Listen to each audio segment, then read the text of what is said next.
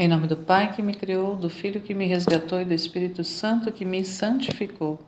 Divina vontade, reina na minha vontade. Ó minha mãe, eu te amo e tu me amas, dá-me um gole da divina vontade para minha alma. Me abençoa, mãe, para que todas as minhas ações sejam feitas diante de vossos olhos maternais. Eu não sou nada, Deus é tudo, Pai, eu te amo. Vinde, Espírito Santo, vinde por meio da poderosa intercessão do Imaculado Coração de Maria, vossa amadíssima esposa e nossa mãe. Amém. Estudo 49, Livro do Céu, volume 1, capítulo 56. Luísa faz a confissão de seus pecados a Jesus. Lembro-me confusamente que lhe pedia frequentemente, quando me encontrava junto a Nosso Senhor, a dor dos meus pecados e a graça de que me perdoasse tudo o que de mal tinha feito. E às vezes chegava a dizer-lhe que estaria contente quando, de sua própria boca, me dissesse: eu perdoo todos os seus pecados. E Jesus bendito, que nada sabe negar quando é para nosso bem, uma manhã fez ver-me e me disse: desta vez quero fazer eu mesmo o ofício de confessor, e tu me confessarás todas as tuas culpas. E no momento em que fizeres isto, te farei compreender uma por uma as dores que destes ao meu coração ao me ofender, a fim de que, compreendendo tu, por quanto pode uma criatura, o que é o pecado, tome a resolução de preferir morrer que me ofender. Enquanto isso, tu entras no teu nada e recita o eu pecador. Eu, entrando em mim mesma, advertia, percebia toda a minha miséria e maldade, e diante de sua presença tremia toda, e me faltava a força de pronunciar as palavras do eu pecador. E se o Senhor não tivesse infundido em mim nova forma, dizendo-me: não temas, se sou juiz, sou também teu pai. Coragem, sigamos em frente. Teria ficado lá sem dizer uma palavra. Então disse o eu pecador, e então disse o eu pecador toda cheia de confusão e humilhação. E como me via toda coberta por minhas culpas, dando um olhar, descobri que a culpa que mais tinha ofendido a Nosso Senhor era a soberba, e por isso disse: Senhor, me acuso ante tua presença de que tenho pecado de soberba. E ele: aproxima-te do meu coração, ouve-me, e ouve o rasgo cruel que fizeste ao meu coração com este pecado. Toda tremendo, pus meu ouvido sobre seu coração adorável, mas quem pode dizer o que ouvi e compreendi naquele instante? Mas depois de tanto tempo, direi só alguma coisa confusamente. Lembro-me que o seu coração batia tão forte que parecia que queria partir-lhe o peito. Logo me parecia que se despedaçava e pela dor ficava quase destruído. Ah, se poderia ter destruído o ser divino com a soberba. Ponho uma semelhança para fazer-me entender, de outra maneira não tenho palavras para expressar-me. Imagine a um rei e a seus pés um verme, que elevando-se e inflamando, começa a crer alguma coisa e chega a tal atrevimento que, elevando-se pouco a pouco, chega à cabeça do rei e quer tirar-lhe a coroa para colocá-la sobre a sua cabeça. Logo, o despoja de suas vestes reais, o lança no trono e finalmente trata de matá-lo. Mas o pior deste verme é que ele mesmo não conhece seu próprio ser, engana-se a si mesmo, pois para se desfazer dele só se necessita que o rei o ponha debaixo dos pés e o esmague. Assim terminaria seus dias. Isso causa raiva e compaixão, e ao mesmo tempo ridiculariza o orgulho deste verme, se isto pudesse ser dado. Assim, me via eu diante de Deus, o que me encheu de tal confusão e dor que me senti renovar em meu coração o rasgo que sofreu o bendito Jesus. Depois disso me deixou, e eu sentia tanta pena e compreendia como é feio este pecado da soberba, que é impossível descrevê-lo. Quando pensei muito bem sobre tudo isso em mim mesma, meu bom Jesus voltou e me disse para continuar a confissão de minhas culpas. E eu, tremendo, continuei me acusando dos pensamentos, palavras, obras, causas e omissões. E quando via que eu não podia seguir dizendo a confissão pela pena que sentia de havê-lo tanto ofendido, porque tinha uma claridade tão viva diante daquele sol divino, especialmente porque nele descobri a pequenez e nulidade do meu ser e ficava assombrada de como eu tinha tido tanta ousadia, de onde tinha tomado essa coragem de ofender a um Deus tão bom que no mesmo ato em que o ofendia, ele me assistia, me conservava, me alimentava e se tinha algum rancor comigo, era para com o pecado que eu fazia, o que odiava sumamente, e em troca de mim amava imensamente, me desculpava ante a divina justiça, e se ocupava todo para remover aquele muro de divisão que tinha produzido o pecado entre a alma e Deus. Oh, se todos pudessem ver quem é Deus e quem é a alma no momento em que peca, todos morreriam de dor, e eu acredito que o pecado seria exilado da terra. Então, quando Jesus bendito via que pela pena não podia mais, retirava-se e me deixava para que compreendesse muito bem o mal que tinha feito. E depois voltava de novo e eu continuava acusando minhas culpas. Mas quem pode dizer tudo o que compreendi e explicar uma dor, uma por uma, as diversas afrontas e as dores especiais que com as minhas culpas tinha causado a Nosso Senhor? Sinto-me quase impossibilitada de me explicar e também porque não me lembro muito bem. Quando terminei minha acusação, que durou cerca de 7 horas, o amável Jesus tomou o aspecto de Pai amorosíssimo, e como eu me encontrava esgotada de forças pela dor, e muito mais porque via que não era uma dor suficiente para me doer como convinha a minhas culpas, ele, para me animar, disse-me: Eu quero suprir-te e aplico à tua alma o mérito da dor que tive no jardim do Getsemane. Depois de ter aplicado, se só isto pode satisfazer a justiça divina. Depois de ter aplicado a minha alma a sua dor, então me pareceu estar disposta a receber a absolvição. Toda humilhada e confusa como estava, e prostrada aos pés do bom Pai Jesus, com os raios que enviava à minha mente, tratava de me estimular principalmente a dar a dor, dizendo: se bem não recordo tudo, grande e supremo foi o mal que fiz a ti. Estas potências minhas e estes sentidos do corpo deviam ter sido tantas línguas para te louvar. Ah, em troca foram como tantas víboras venenosas que te mordiam e procuravam até mesmo te matar. Mas, Pai Santo, perdoa-me, não queiras me afastar de ti, pelo grande mal que cometi pecando.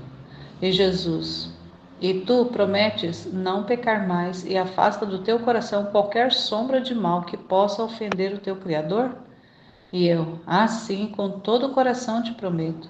Mas bem quero 1000 vezes morrer que voltar a pecar. Nunca mais, nunca mais. E Jesus, e eu te perdoo, aplico à tua alma os méritos da minha paixão e quero lavá-la em meu sangue. E enquanto dizia isto, levantou a sua mão direita, abençoada, e pronunciou as palavras da absolvição. Exatas as palavras que o sacerdote diz. E no ato em que fazia isto, de sua mão corria um rio de sangue, e minha alma ficava toda inundada por ele. Depois disso, me disse: Vem, ó filha, vem fazer penitência por teus pecados, beijando minhas feridas. Toda trêmula me levantei e lhe beijei suas santíssimas chagas, e depois me disse: Minha filha, sê mais atenta e vigilante, porque hoje te dou a graça de não caíres mais no pecado venial voluntário. Depois me fez outras exortações que não recordo bem e desapareceu. Esse trecho é narrado aqui pela Luísa, ele assim é de um ensinamento muito profundo para nós, para nos levar, para nos mover a nós também fazermos exame de consciência quando estamos nesse processo de purificação, para que a purificação realmente possa acontecer de fato e ser verdadeira, profunda e assim tornar a nossa alma límpida para que o Senhor possa habitar e fazer vida e morada dentro da nossa alma. É necessário que tomemos consciência das nossas misérias, dos pecados que cometemos ao longo da vida. E claro que já tem pessoas que fizeram já em algum momento da vida uma confissão geral, né? Já teve essa graça de fazer. Mas quem não, é interessante, é importante fazermos, né? Principalmente nesse processo de início de caminhada, para poder ali ir esvaziando e pedir sempre, né, a graça para o Senhor, né? A graça do Espírito Santo para nos revelar, porque ali ela tava, né, com esse contato direto ali.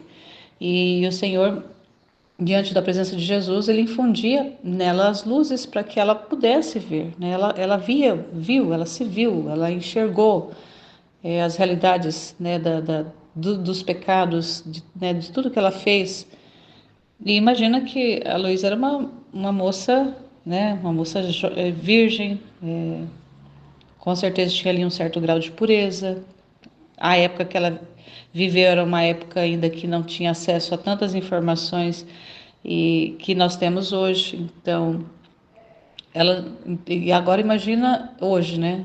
Nós tendo a graça de termos essa conversa particular ali com esse confessor, né? Porque o padre, quando ele está ministrando o sacramento, ele é ali persona Christi, né? Ele é a pessoa de Jesus.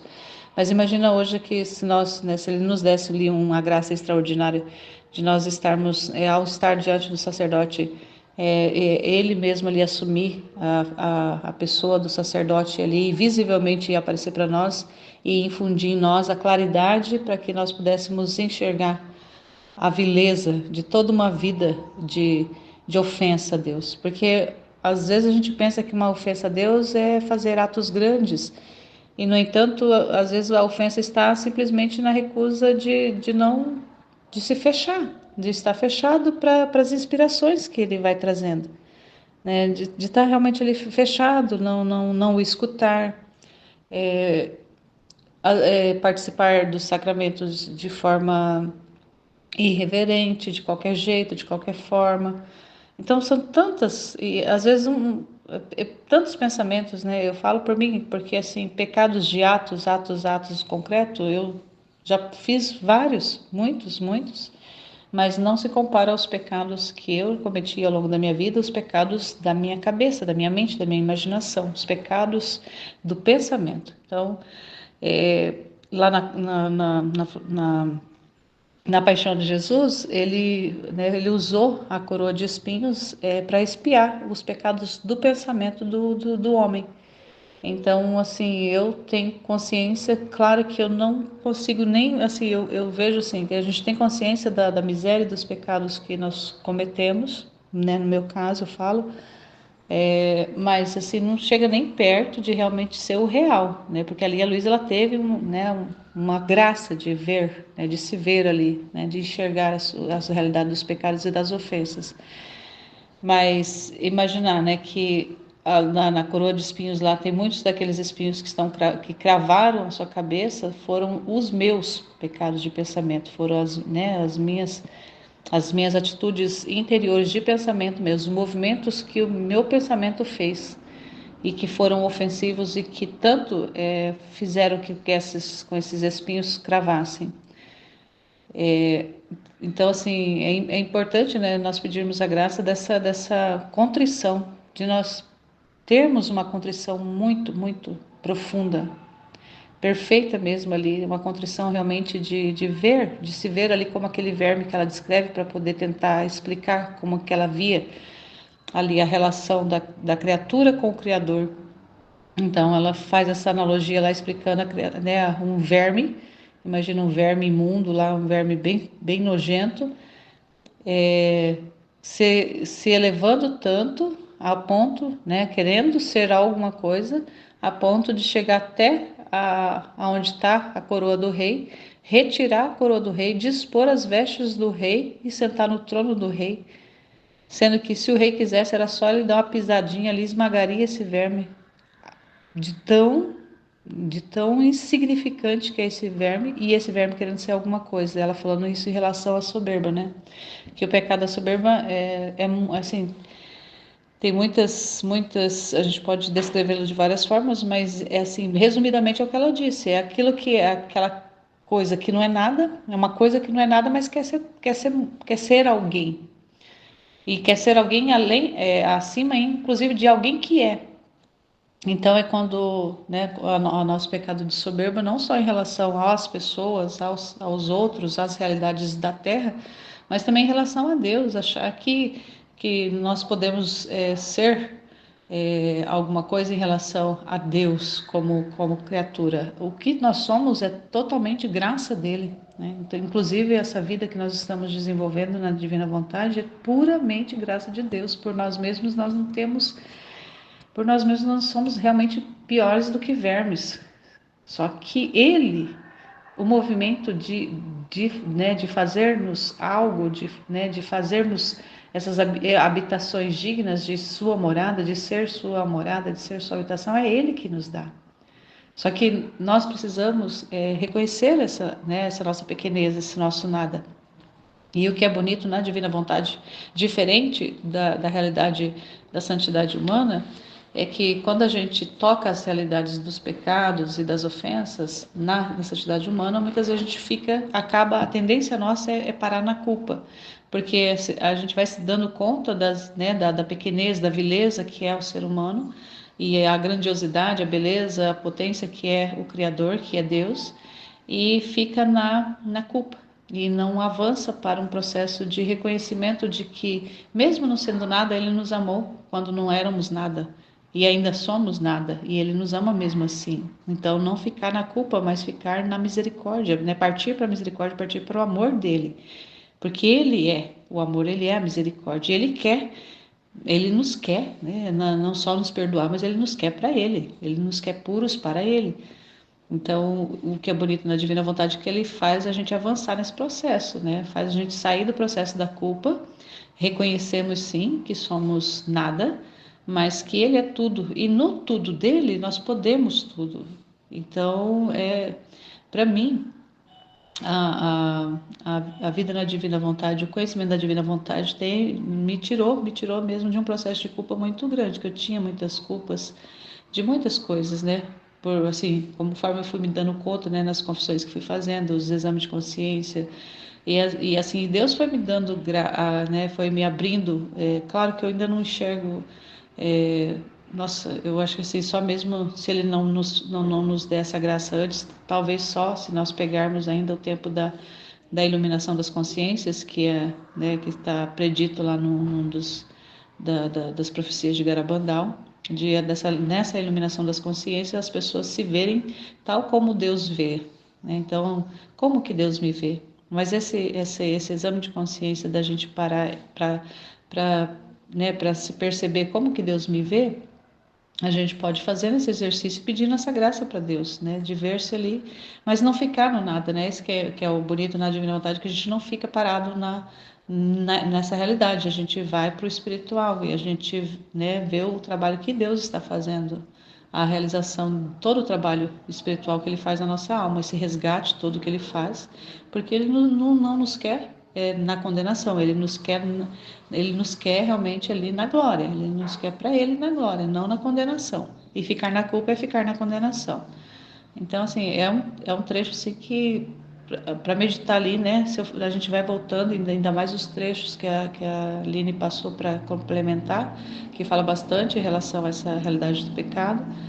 Então, o que é importante é a gente entender que nós estamos num caminho de uma graça extraordinária, né? Uma graça extraordinária ali mesmo de purificação e de saída de nós mesmos e de reconhecimento do nada que somos, mas assim, não ficar parado no nada, mas ir para tudo que é Deus. Então, esse que é o processo que nós estamos fazendo, e ele é maravilhoso. Esse processo de sair do nada para tudo que é Deus, do nosso nada para tudo que é Deus, é o que ele quer, né?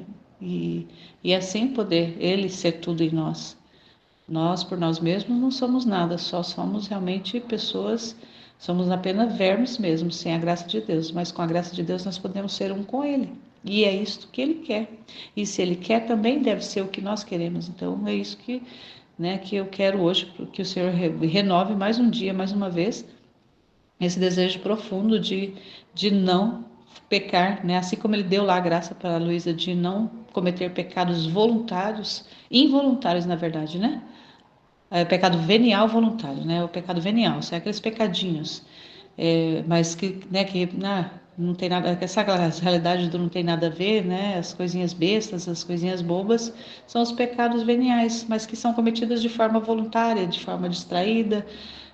Então, que ela recebeu essa graça lá, que também Ele possa nos dar essa graça, né? Comunicar a nós também essa graça de não termos pecados veniais voluntários. Aquelas realidades das nossas misérias, claro que Ele vai nos permitir tocar, inclusive para nós vermos o quão, né, nada nós somos. E ele quer fazer dessa forma conosco. Só que não ficar parado na miséria, mas avançar para tudo que é Deus. Então, que o Senhor nos dê essa graça também, de não pecarmos nem voluntária nem involuntariamente, mas apenas corresponder àquilo que Ele vai nos dispondo dia após dia, momento após momento, vida após vida que Ele vai criando e realizando através de nós, em nós. Amém, Fiat.